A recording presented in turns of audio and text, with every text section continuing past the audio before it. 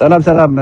دك عبيتي كما ياتكم كما يحدلكم كما يوعلكم كم تعلم دا كل غزي زتا تግራይ ኤርትራ ደስ ደይልኩም كما يلخاتكم كما اني ابز ساعات زيس انتا እዩ ተሰሚዑኩም ዘሎ እንታይ ትሪኢኩም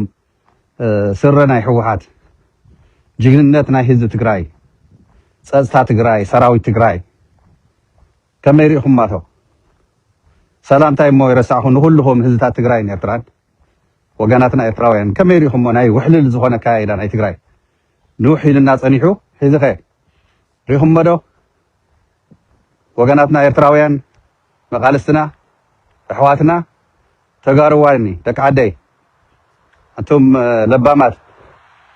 قدسات زخونكم هزبي وجاناتنا كلهم على مرز لهم سلام تايم كلهم كم تلم داي واكي قبر الخاوة في سوسي لي حيزي كم تفوتوا عمبا ببزخر كاي إن أبزل له كبابي مالتيو أبتقرأي لو معتي تأمر تسريحه تأمر تسريح انتاي مسلكاتكم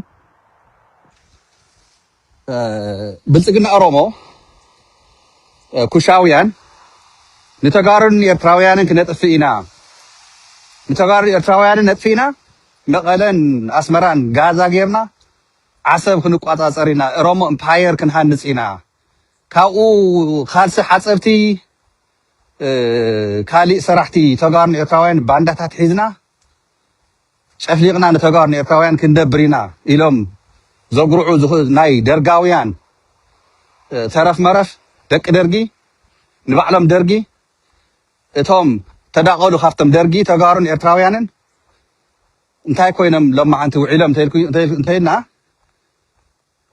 احفيرنا يوم بدن بسرينا رئينا يوم سر مخانا حوحات سر زعاتقت تكال مخانا ناي حزب تግራይ درona ተምጽኻ ሚጋ ተምጽኻ ብኒ ጣዕመ ዓርዶም ፈኪርካ ብኒ ጌታቸው ረዳ ሓተላ ፈኪርካ ብኒ ታደሰ ወረደ ባዕሉ ዝወረደ ጀነራል ጌርካ ብኒ ካሕዳማት ጠላማት ጸጥታ መራሕቲ ዝነበሩ ተወልደ ዕንብብ ጌርካ اتفرس تجراي اتفرس ودب حوحات زفرس سراوي تجراي زبتن هزو تجراي زنبركخ هزو تجراي كم زي لكن سر ناي كله تجراوي على ملء زلو على تجراين يخون عبدجي من النت نار إناكم من النت نخليتناكم فخرا خي مسلكم كم تمالي مسلكن وحج وسدكن هو حيزون زيو برا يكونن قاسنا قصليو حرينا نزارب زلنا ما نهزم ناس لنا خور عليو أبغون نهزم ناس لنا قالسيو أيهم دكنو كلكم هزات تجراين إرتران هو ولدنا حوحاتي هونو شعبية جيجاتات صريحهم يوم تزاي صار حوة جيجاتات أمم جوز غلطي ورك أما زخانة هزبي كوينات مكتال متخطح تزاي نبر محارينا مرزنا قلنا جرجن أيتعدلنا السوق نص حليفو ندحبي قديفنا يولنا حيز قلنا نمرش لنا نقدميت مس هزات تجراين إرتران أب تجراي حيزي ملء منقسنا أبوتو تماري سلو ملء أنتم مكي في دلائي تخيلن مكي تأيتم هاركان أعتقد أخنا ساعة عامكم بتعاملكم بايزوي تقرموا حد خمسي ولا عبيت ساعات كوينكم بس بك أنا لا يستقروا زلكم مسيركم سي سويلكم بك أتقالوتو أنا سيجار من حد خمس حيزي مقال السيد هونكم ثان كليبات حد شرط جور نمو سصرح كليبات قلقل يوم صرحوا ونس حيز كفتم حد حواتنا خير كلهم عبيت سواف كويم كا ميكي فيدل قولي دانو ميكي ناي واحد بتر أزعاجيس تقريني أوينا إدلاكاس بإنجليزية تغير كائن تكرد دنا من حزي يردكم فأنا متهيأ خبلكم زينة تتسقم كهونا يخليو تقريني سي أنا تقروا إيه أب تقراي تمرتي خماخاتكم هاي سكول كوليج يونيفرسيتي أيتم هاركون سلازين وركل عادي فوت إيه بتهذا نعاميك على سلخو عارف كات أمت تقول لكن أي تقولون مخنياتو عارف كام أمت مالت ويك حيل كان هزبخا نخاف دخا حسابيو تملختي برها حاوي زي أخذ تجاجي خايخا تا ملخت زي أنا أخايا لحاوي يخبرك أيه فتوقع أيه جن بزح جزء خريقة كاتلوس بقدام ما يصير حنتقول عقامي سان حفنا بلت فيديو صرحتس نا هاي متن نسنو علو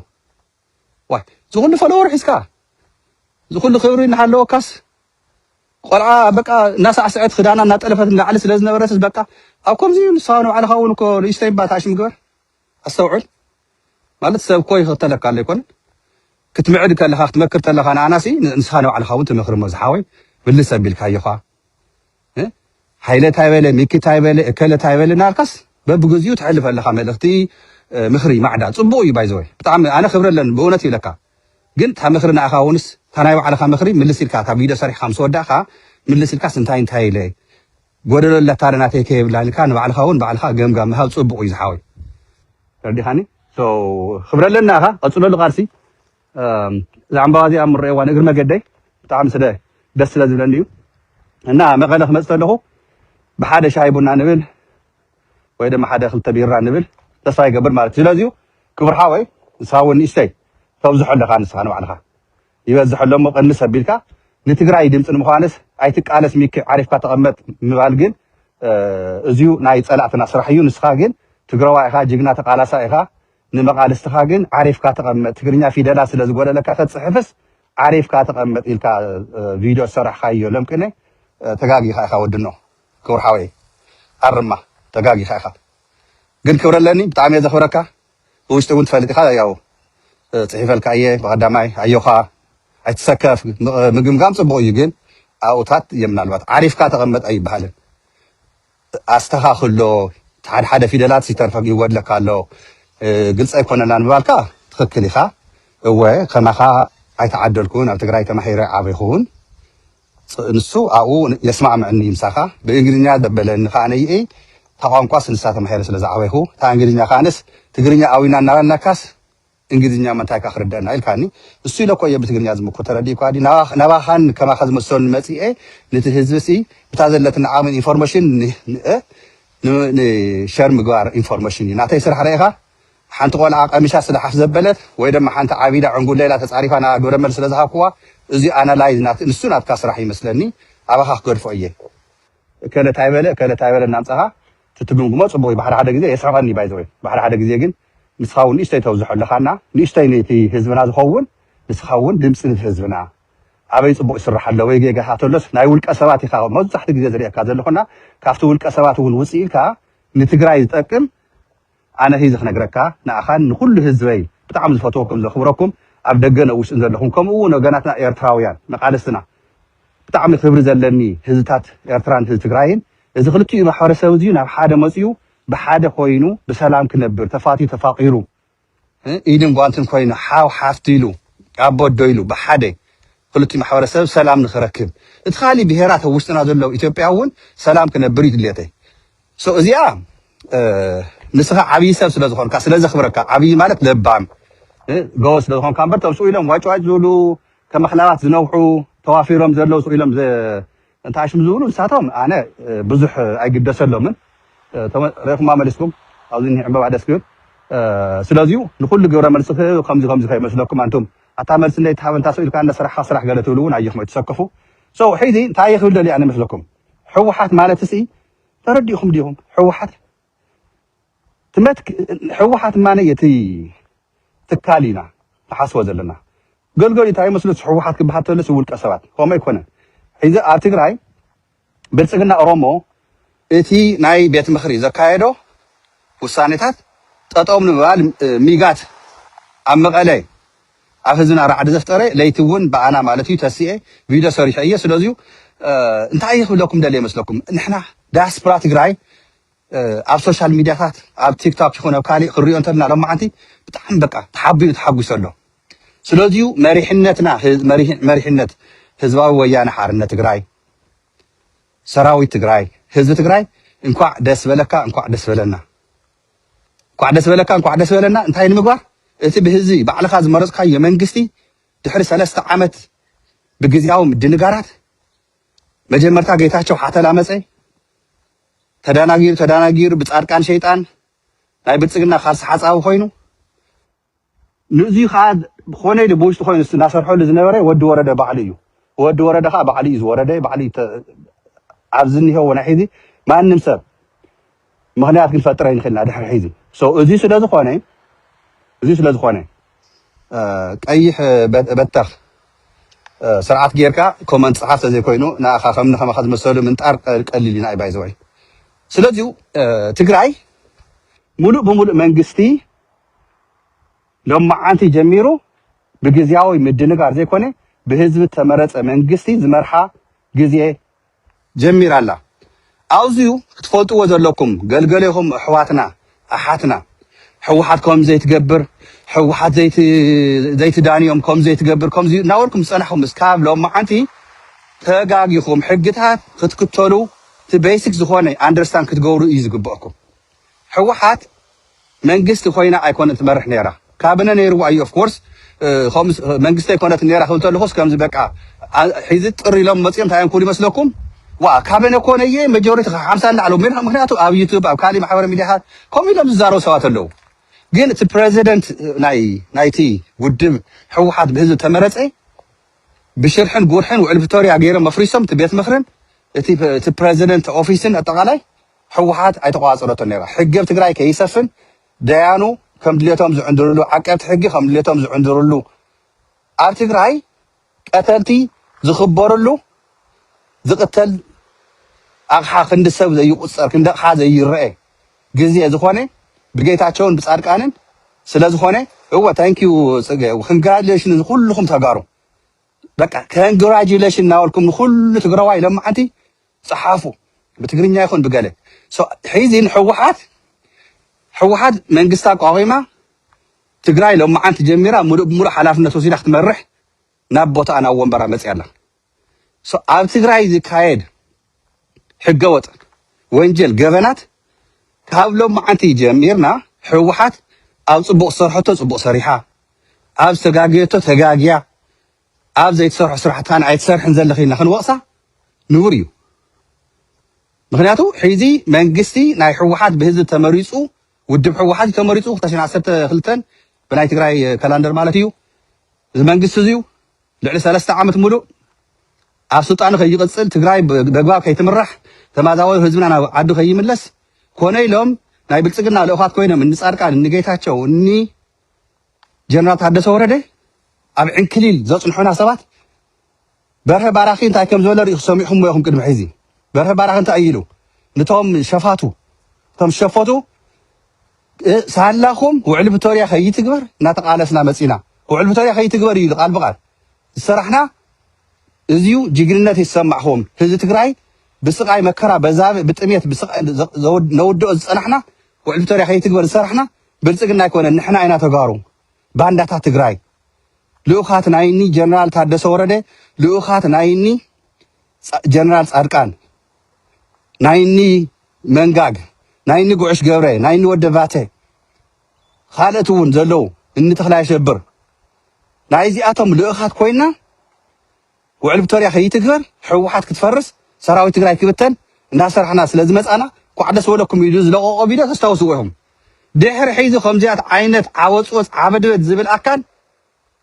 ይቁረፅ ብሕጊ ትግራይ እግሩ ተዓፅዶ ድሕሪ ሒዚ ኣብ ትግራይ ኮይንካ ወይ ካብ ትግራይ ወፂኻ ምፅላት ኮይንካ ፈኸራን ትግራይ ንምፍራስ ስራሕ ኣውቂዕ ኣሎ ካብ ሎማዓንቲ ጀሚሩ ሕግን ስርዓትን ኣብ ትግራይ ክኽበር እዩ ሕድሕድ ገበነኛ ዝነበረ ብሕጊ ክዳን እዩ ሕጊ ትግራይ ናብ ቦትኡ ክመፅእ እዩ ሒዚ ፅባሕ ክጅመር እዩ ዘመናፁ ኣብ መቐለ ኮይኖም ዝፍክሩ ሓድነትና ከፍርሱ ብተፈላለየ ማሕበራዊ ሚድያታት ዝፍክሩ ድሕሪ ሒዚ እዚ ነገር ኣውቂዑ እዩ ብስነ ስርዓት ውድብ ሕወሓት ንምንቃፍ መንግስቲ ንምንቃፍ ወንጀል እዩ ይኮና ንብል ዘለና እቲ ዲሞክራሲ ናብ ብሽም ዲሞክራሲ ኣብ ትግራይ ዝረአናዮ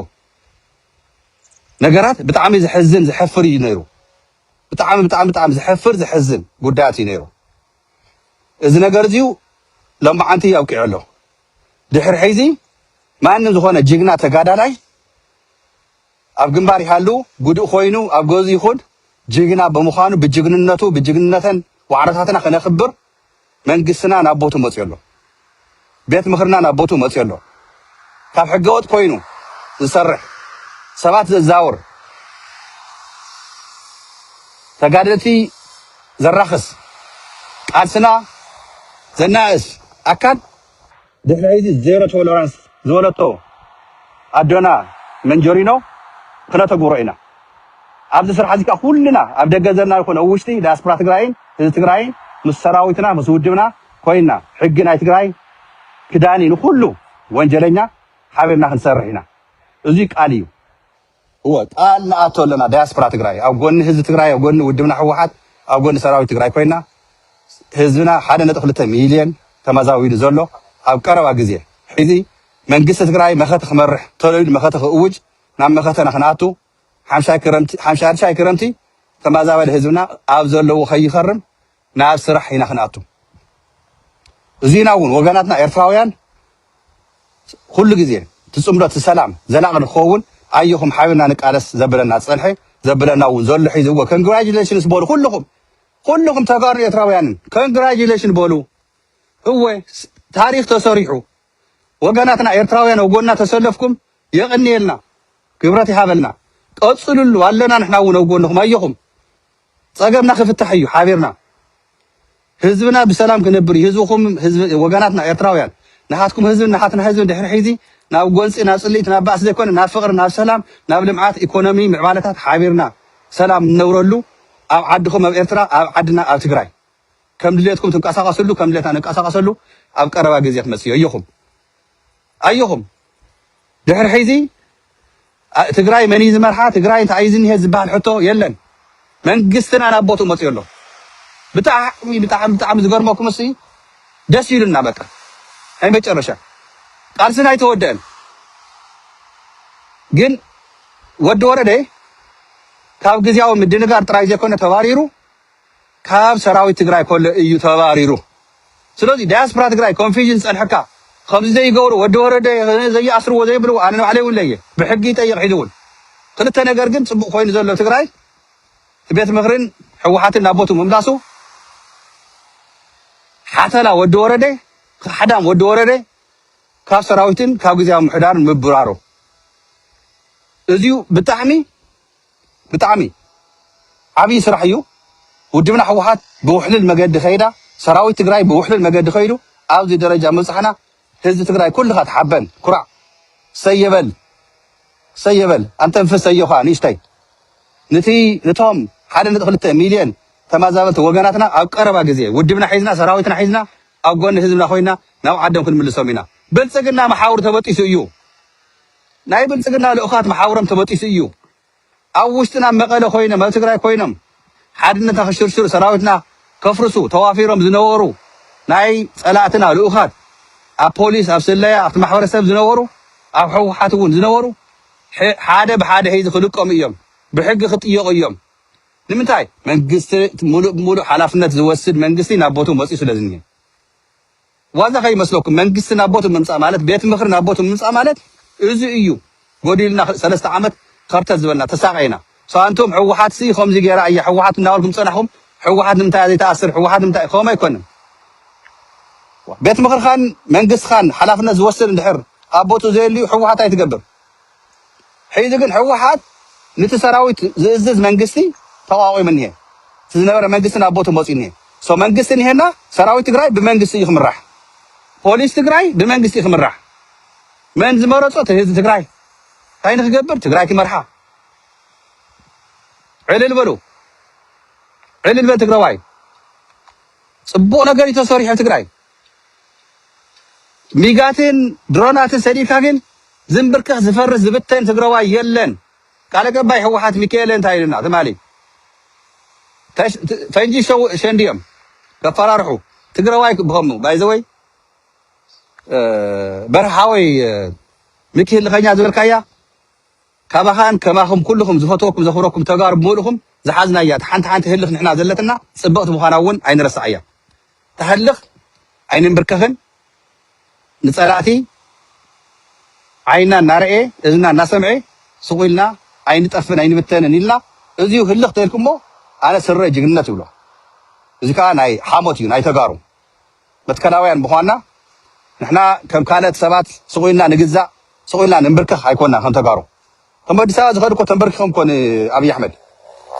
ኣብ ግንባር ኩናት ዘይተንበርክኹ ዘይተማርኹስ ባዕሎም ከይዶም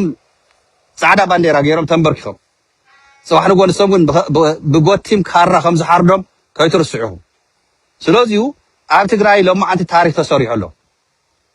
إذا كان بتي وحلل زخانة مريحنات كم سؤال كودا قاعدين ودمنا حوحات TDFنا إذا تقرأي نق أول كان هو عاد فطر كايم ميجا تمسيهم نام بقاله إني تعامل عردم صباح نقول بلسقنا بعض بقوتيم كارا خمس حردكم كساركم كم زغرس الفولت أينا بدنا بقينا أنا نفلت أزي قال لي غير مسلكم نحنا تجارو موتنا نمرز كاب كما خاطكم المسألة حتى لا ود حتى لا جحاف ود جحاف نتقرأي كبتن نسراويتنا خفرس نودبنا كبتن نسرح بوت عين وكم من دحر عيزي بوتاس عين وكم تقرأي نايتي متكلاو جيجنا بسزوب عد خوينو ولا أنت تجاكي يكرت نابله جيجو خاب جيجو ناتمهاري خالي جيجا خيدقم زسرح زلو يجينا ناي دورتين غودو لخلو اخلي منجورنا غودو لخلو اخلي خالتون ነገር ግን መትከላውያን መሆነም ነው على ሓደ ምስክር እዩ ኣብ ዓደም ኮይነ ምስዞም እናተጋፈጡን ጸላኢ እዮም ዝቃለስ ዘለው አንተም ጎሓፋት ከሕዳማት አዲስ አበባ ኸይድኩም እሲ ንትግራይ ተዳናገሩ ኣለኹም ሓደ ሓደ እንደኹም ደገ ኮይንኩ ትዳናገሩ ናብ ኣስመራ ዝኸዱ ናብ አዲስ አበባ ዝኸዱ ሓደ እዮም ደናቆሩ ኢኹም ንስኻትኩም ነው ኣለኹም እንስሳታት ኢኹም ኣስመራ ዝኸዱ أسمر من يخيدو مس أسمر ما سلام لنا مس عرب كيلو ورسي سلامي زحشنا مريتنا ملس حزبنا عادن ملس عدن ما تنا يكون نزلنا عدنا أي معراب تقراي إذا كنا نزلنا إذا والناس مش شعبية خوينكم شعبية خمس غيرنا برق يتولوا شعبية ما دوبنا مسيرتنا ناو حدا شي كيلومتر زقع زرلو آتي خيو وجنا نحنا ون مسؤول ناوق خيناتو ترى رادينا فتحنا يونا صقمنا هذه فتح صقمات اللويم نسمون حابيرنا أين أنصار حلم ذلنا حابيرنا أين أخذ صفاقلهم وجناتنا إرتراويان ترديوم نوانا ممسوم نحنا خامسوم ممياتنا يخرج عنا نمبر أي يحفرنا صلاة غنيسنا مس وجناتنا مميات إذا حاشكف زبلكم تايم خلنا لكم تحانيكم تموتوا بعلهم مالتي بناي وعلهم جبد خيرنا بتسجنا صقم يلن مدانا قرت يوتيوبرات كمني كلا ناول كتصوحهم كد محيزي حيزنا وين كد قديله أنتم إرتراويان تفكروا صراحهم أنصار هزت تجراين إرتران بس بتسقنا خوينا بقى هنعوتنا هنسعرنا تقول نوركم نايم يجرا شاوردتني هقولكم كم تقاريس لما أنتم مسكر كوينا لنا نحن تجارو جينا تصريح له تجراين مغلي ميجات مسين درونات مسين نشامة كنا فراريحن عيبتنا بيت مخري تجراي سروح صريحو جينا تورينا